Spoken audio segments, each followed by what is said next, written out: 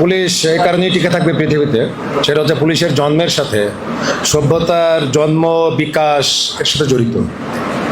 সুতরাং আমি চাই বা না চাই এটা টিকে থাকবে। বললো আমরা যারা পুলিশে চাকরি করি ভাই ইউনিফর্ম পরে, ওই বললো না যে আমরা আসলে জনগণের পুলিশ হতে চাই, আমরা কারো পকেটের পুলিশ হতে চাই না। তা আমার সামনে যে সমস্ত বন্ধুরা বসে আছেন, আমার সহকর্মীরা, আপনাকে কারো পকেটের পুলিশ হতে চান? যদি না হতে চান একটু দয়া করে হাত তুলবেন। ও তাহলে আমরা কেউই হতে চাই না। এখানে একটি মানুষও নাই, এখানে একটি পুলিশের ইউনিফর্ম পরা মানুষও নাই যিনি কারো পকেটের পুলিশ হতে চায়, তিনি তার পেশাগত দায়িত্ব পালন করতে চায়।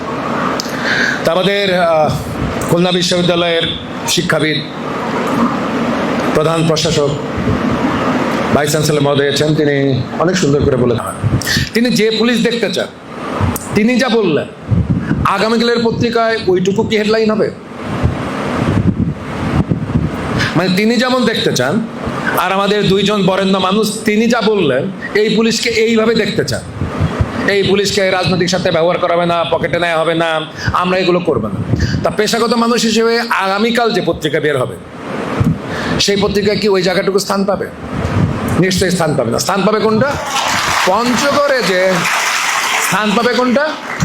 পঞ্চগড়ে যে আমার পুলিশ ওই কবে কারে দ্বিতীয় বিয়ে করেছে ওইটা স্থান পাবে।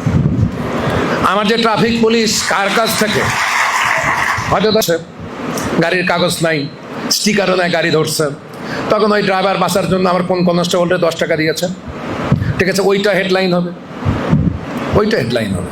তাই এগুলো সবই খারাপ এবং আরও মানে এগুলো সমর্থনযোগ্য না। এই যে আমাদের একদম সামনে আর কি আমাদের ছোট ভাই আর কি, ও অনেক জায়গা বলেছে। তো এই সেই ডিপার্টমেন্ট, এই যে কি 5ই আগস্ট থেকে আজকের যে 5ই আগস্ট 1 বছর ধরেন যে রুশ বিপ্লব যখন হয় তখন জন লিটার বই লিখছিলেন দুনিয়া কাঁপানো 10 দিন।